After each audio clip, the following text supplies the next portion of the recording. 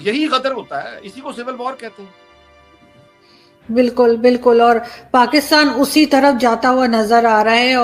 اور یہ ایک دفعہ ہو گیا تو پھر ہمیں جوتے مارنے کے لیے انڈیا بہت ہے, اور انڈیا کی فوج نہیں, ہمیں انڈیا کی پولیس ہی بہت ہے مارنے میں, کہ دیکھو طالبان آ گئے افغانستان, اور دیکھو وہ امریکہ کی دوڑیں اور یورپ کی دوڑیں, اسلام جیت گیا. تو پھر اسلام افغانستان میں جیتا ہے تو پھر اس طرح کے اسلام کو پاکستان میں تو جیتنا ہی جیتنا. چینی یہ کہہ رہے ہیں کہ یہ جو خطرہ ٹیررزم کا ہے, یہ اگر آپ نہیں اس سے لڑ سکتے تو ہمارے میزائل اور ہماری فوجیں پاکستان کے اندر آ کے ان کو ماریں گی. یہ تحریک طالبان پاکستان, ان کو بھی یہی سمجھ آئی ہے کہ بندوق کے ساتھ اور بموں کے ساتھ ہی ان کی عزت ہوگی. یہ لبیک والے جان گئے. لیکن اس طرح سے کسی کو مار دینا سر, اس طرح سے کسی کو مار دینا, کسی کو جلا دینا, یہ بڑھے گا. یہ بیسیکلی یہ انہوں نے بھتے لینے ہیں. پوری دنیا میں پاکستان کا مذاق اڑوا رہے ہیں آپ لوگ. آپ نے سب سے پہلے گھبرانا نہیں ہے. یہ کہیں رکے گی؟ کوئی اس پہ ایکشن ہوگا؟ کوئی سدھرے گا پاکستان میں؟ یہ آپ کو لگ رہا ہے کچھ نہیں ہو سکتا؟ کسی کو کلیئر نہیں تھا کہ یہ ملک بننے کیوں جا رہا ہے. پرابلم ان کے ساتھ یہ ہو رہی ہے کہ انڈیپینڈنٹ کیوں ہو رہے ہیں. ہمارا ماضی یہ ہے کہ ہم نے انتقال اقتدار کو پرامن طریقے سے نہیں دیا. جنگ کی صورت میں صرف ایک دفعہ دیا, اور مشرقی پاکستان یعنی جب علیحدہ ہو گیا تو ان کو دیا. اب بھی وہی ہوگا. یعنی انتقال اقتدار اگر ہوگا تو وہ پرامن نہیں ہوگا, انتخاب سے نہیں ہوگا, ووٹ سے نہیں ہوگا.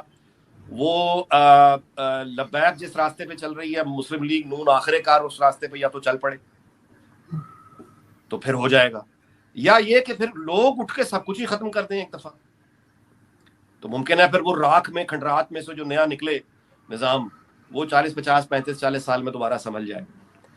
لیکن اگر آپ اس کے علاوہ خواہشوں, امیدوں اور دعاؤں پر اگر ہم یہ گزارا کر رہے ہیں کہ ہم اسی نظام میں رہتے ہوئے بہتری کی جانب چل پڑیں گے, تو ہم نے آنکھیں بند کر لی ہیں. لیکن اگر صلاحیت ختم ہو چکی ہے. لیکن سر, اگر لوگوں کی سوچ ہی ایسی ہو گئی ہے کہ لوگ اٹھ کے کسی کو بھی مار دیں گے, اور ان کو پتا ہے کہ اگر ہم نے مار دیا تو ہمارے اوپر پھول پھینکے جائیں گے, ہمیں اور ہیرو بنا دیتے ہیں قاتل کو. جب انتقال اقتدار پرامن طریقے سے نہیں ہوگا, ووٹ کے ذریعے نہیں ہوگا, صرف بندوق ہی نے عزت دلانی ہے, تو پھر بندوق کے مقابلے میں بندوق ہی اترے گی نا. تحریک طالبان پاکستان اتر آئے نہیں, یہ تو ٹی ایل پی والوں کا تھا نا, یہ تو ٹی ایل پی والوں کا پوسٹر وہاں لگا تھا جو نکالا انہوں نے. جی, یہ ایک ہی ہے. یہ تحریک طالبان پاکستان, ان کو بھی یہی سمجھ آئی ہے کہ بندوق کے ساتھ اور بموں کے ساتھ ہی ان کی عزت ہوگی. یہ لبیک والے جان گئے. لیکن اس طرح سے کسی کو مار دینا سر, اس طرح سے کسی کو مار دینا, کسی کو جلا دینا, یہ بڑھے گا. یہ بیسیکلی یہ انہوں نے بھتے لینے ہیں. اب سیال کوٹ میں جو یہ ہوا ہے, اس کے بعد آپ مجھے بتائیے کہ یہاں انسپیکشن کرنے کے لیے کون آئے گا؟ جب وہ انسپیکشن کرنے کے لیے یہاں سے وہاں کوئی نہیں جائے گا تو پھر وہ آرڈرز کینسل ہوں گے. اچھا, اس میں جو وہاں اب لوگ تو ارب پتی ہیں, پیسہ تو ہے وہاں, تو اب یہ جو لبیک والے ہیں انہوں نے بھتے لینے شروع کرنے ہیں. یہ ان فیکٹری والوں سے شروع کریں گے, یعنی جو اعلیٰ ترین سطح ہوگی وہ اعلیٰ ترین سطح سے بھتا لے گی, مڈل کلاس سے بھتا لے گی, اور لبیک کا جو فٹ سولجر ہے یہ آپ سے آ کے بھتا لے گا, اس سے مارکیٹوں سے بھتا لے گا, پان والے سے بھتا لے گا, ویگن چلانے والے ٹرانسپورٹروں سے بھتا لے گا. اچھا, اب جو ان کو بھتا نہیں دے گا اس پہ یہ توہین کا الزام لگائیں گے اور گھروں دفتروں سے نکال کر سب کے سامنے زندہ جلائیں گے, جس کے بعد پھر ان کو لوگ فریکوینٹلی پیسہ دینے لگیں گے. یہ پولیس تھانوں سے پیسہ لیں گے یہ بھتے کے نام پر, کیونکہ دیکھیں مہنگائی اور غربت, یعنی اس بات کو ہمیں سمجھنا ہوگا. دیکھیں انتہا پسندی جو ہے نا وہ کسی بھی نوعیت کی ہو, انتہا پسندی اور بھوک یہ صدیوں سے بہنے ہیں. یہ قیامت تک آپس میں ایک دوسرے کے ہاتھ میں ہاتھ ڈال کے یہ چلیں گی. بھوک, غربت اور انتہا پسندی, یہ دونوں ہمارے ہاں اب یعنی ظاہر ہے کہ اپنے عروج پر ہیں. تو جب یہ دونوں اپنے عروج پر جا کر ہاتھ ملاتی ہیں تو اس کے بعد پھر یہ ہر اس یعنی فرد کو کھا جاتی ہیں. یعنی جس کے پاس ایک گاڑی بھی ہے وہ بھی ان کا مجرم ہے, جس کے گھر میں کو 2-4 اے سی لگے ہیں وہ بھی ان کا مجرم ہے, جو آدمی باہر جا کے کچھ برگر کھا لیتا ہے, چائنیز کھا لیتا ہے, وہ بھی ان کا مجرم ہے. تو یہ بھتے لینے شروع کریں گے, یہ حملہ آور ہوں گے. یہ مطلب ہے کہ کسی بھی حد تک جائیں گے. اچھا, اب آگے پھر 2 باتیں آتی ہیں. नंबर 1 کہ کیا پاکستان کی ریاست اور اداروں میں اتنا دم اور خم رہ گیا ہے کہ وہ ان سے اکیلے لڑ لیں؟ جب چین یہ کہہ چکا ہے، چین آپ جانتی ہیں نا کہ داسو کا جو اٹیک ہوا تھا، اس کے بعد چین آفیشیل اپنے ٹویٹر اکاؤنٹ سے یہ آفر کر چکا ہے کہ Chinese missiles and army are ready to assist our Pakistani brethren to fight terror on their soil.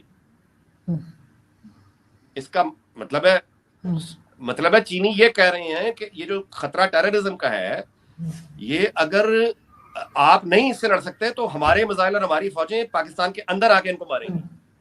وہ یہ کہہ رہے ہیں. اس کے اندر وہی پاکستان کی جڑوں میں جو سوال بیٹھا ہوا ہے کہ آپ پہلے مسلمان ہیں یا پاکستانی ہیں. یہ سوال یعنی فوجی ڈکٹیٹروں نے اور ملا نے پیدا کیا کہ اگر آپ پہلے پاکستانی ہیں. اب اگر آپ دیکھیں نا، چودھری نثار جیسا آدمی مثال کے طور پہ وہ 100 دفعہ کہہ چکا کہ پہلے میں مسلمان ہوں بعد میں پاکستانی. گویا یہ دونوں ایک دوسرے سے کے متضاد کوئی چیزیں ہیں. یعنی یہ اس طرح سے بات بنا کر پیش کی جاتی ہے کہ جیسے اسلام کچھ اور ہے، پاکستان کچھ اور ہے، اور آپ کو ان دونوں میں سے کسی ایک کا انتخاب کرنا ہے. اب آپ اس جہالت کی یا اس مکاری کی، جہالت نہیں مکاری ہے، جان بوجھ کے انہوں نے یہ سوال پیدا کیا کیونکہ اس سوال کے اندر سب سے بڑا فساد ہے. آپ کسی آدمی کو یعنی یہ پوچھ رہے ہیں کہ وہ پہلے کسی کا بیٹا ہے یا کسی کا باپ ہے. اب اگر وہ یہ کہے کہ وہ پہلے بیٹا ہے تب بھی گولی مار دے گا، اگر یہ کہے پہلے باپ ہوں تب بھی گولی مار دیں گے. یعنی یہ وہ فساد اور شر بھرے بھائی. آپ ایک پاکستان کا یعنی جو پاکستان تو 100 سال پرانی ایک جو دنیا بنی نیشن سٹیٹس کی رہنے کا ارینجمنٹ ہے جو دنیا نے طے کیا اقوام متحدہ بننے کے بعد.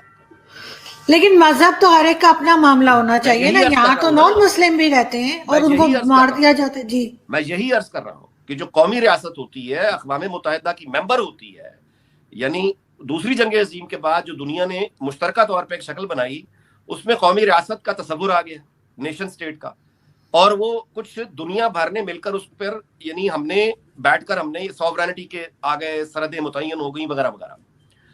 تو ہم نے بجائے اس رہنے کا ایک انتظام ہے دنیا میں، قومی ریاست رہنے کا انتظام ہے، اس سے زیادہ کچھ بھی نہیں ہے. اس کو ہم نے اٹھایا اور اسلام کے مقابل کھڑا کر دیا. اسلام جو کہ پاکستان کے لیے نہیں اترا، اسلام پوری انسانیت کے لیے ہے اور قیامت تک رہے گا. اس کو ہم نے پکڑ کے سیاسی مقصد استعمال کر کے اس کو بند کیا بوتل میں.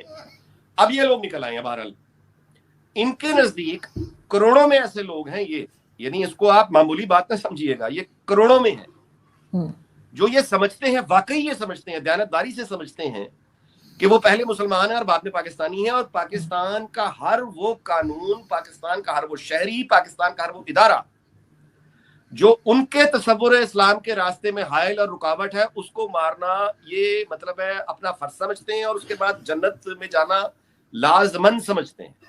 اور یہ چیز صرف پاکستان کے مسلمان ہی سمجھ رہے ہیں، باقی کنٹریز تو ایسا کچھ نہیں کہہ رہی.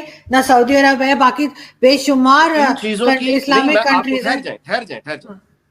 ہمارے ساتھ ابھی افغانستان ہے، وہاں یہ لوگ آ چکے ہیں. میں ابھی کی بات نہیں کر رہا، پہلے صحیح. یعنی جب ایک مکمل بربادی اور سول وار جب وہاں شروع ہوئی ہے تو طالبان پھر آ گئے اور آ کے انہوں نے اپنی ایک قبرستان بنا دیا. اچھا اب یہ پھر دوبارہ آ گئے. ٹھیک ہے، تو آپ کے خیال میں کہ جب ہمارے اپنے سوسائٹی کے اندر سے لوگ ان کو سپورٹ کریں گے، تالیاں بجائیں گے، جشن کریں گے، خوشیاں منائیں گے کہ دیکھو طالبان آ گئے افغانستان، اور دیکھو وہ امریکہ کی دوڑیں اور یورپ کی دوڑیں، اسلام جیت گیا، تو پھر اسلام افغانستان میں جیتا ہے تو اس طرح کے اسلام کو پاکستان میں تو جیتنا ہی جیتنا ہے. کچھ کر لیں آپ. نہیں، آپ بالکل آپ ٹھیک کہہ رہے ہیں، لیکن مجھے یہ بتائیے کہ اب اس طرح کی حرکتیں یہ کریں گے اور اس کے بعد گورنمنٹ جو ہے وہ بھی اسی مائنڈ سیٹ کی ہے، تھوڑے دن ڈرامے کر رہی ہے کہ جی بڑا افسوس ہے، لیکن اب ان کو بھیک دے گا کون؟ جو یہ جاتے ہیں پیسے مانگنے، سینکشنز الگ ان کے اوپر لگنے کو بیٹھی ہوئی ہیں، اس کے بعد FATF میں الگ یہ پھنسے ہوئے ہیں. میں گزارش کر رہا ہوں کہ اس کا راستہ بچنے کا صرف ایک راستہ ہے، اور وہ ہے جمہوریت، عوامی حکومت، اقتدار اور اختیار کا مکمل طور پر عوامی نمائندوں کے حوالے کرنا, آئین کی حکمرانی, یہ ایک راستہ ہے. دوسرا راستہ کوئی نہیں ہے. اچھا, لیکن دوسرا راستہ ہم اختیار تو کریں گے نا, نتیجہ جو بھی نکلے گا راستہ ہم نے دوسرا ہی اختیار کرنا ہے. یعنی مجھے کوئی خوش فہمی نہیں ہے کہ اس کے نتیجے میں جمہوریت آ جائے گی یا ان کی بحالی آ جائے گی, بالکل ایسا نہیں ہوگا. تو پھر سوال ہے کہ کیا ہوگا. اب وہ جو کیا ہوگا والی جو بات ہے, اس کے لیے پھر میں آپ سے گزارش کروں گا کہ پھر اس کے لیے آپ کو دیکھنا ہوگا کہ لیبیا میں کیا ہوا. چھوٹے سے ملک ہے لیبیا, یعنی ہمارا کو اس کی آبادی بلوچستان سے بھی شاید پختونخوا سے بھی کم ہوگی, لیکن جو ہوا اس کو بہت بڑے اسکیل پہ کر لیں وہ پھر پاکستان میں ہوگا. اب آپ دیکھ لیں کہ یعنی بلوچستان میں کیا صورتحال ہے, اور اس کو کنٹرول کرنے کے لیے ہم اضافی دستے بھیج رہے ہیں پولیس کے اور لا انفورسمنٹ کے, ان کو مارنے کے. ان کے عورتوں بچوں کے جلوس آپ دیکھیں. اچھا, ٹرائبل ایکس فاٹا, وہ ساری بیلٹ کے جو لوگ ہیں وہاں پہ انتہا پسندی کے خلاف لڑنے والے جو لوگ ہیں, منظور پشتین ہے یا باقی, یہ بھی ہمیں ناپسندیدہ ہیں.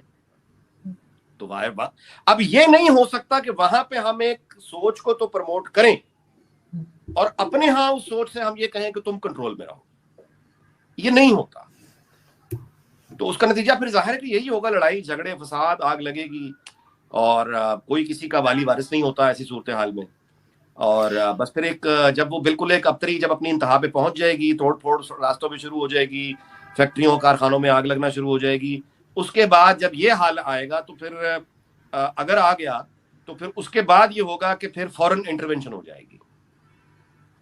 چینی پہاڑوں سے اتر آئیں گے, وہ گلگت بلتستان, وہ وہاں سے اتریں گے, اور اپنا اپنا ایریا آف انٹرسٹ جہاں جہاں جس کو ہوگا دنیا آئے گی. اور ہمارا جو ٹارگٹ ہے پاکستان کا اس وقت, یعنی پاکستان میں جو دنیا کا ٹارگٹ ہے اس وقت, وہ نہ تو کوئی امن لانا ہے, نہ انہیں کوئی دلچسپی ہے, نہ ہونی چاہیے. ان کا پرابلم صرف اور صرف نیوکلیئر پروگرام ہے.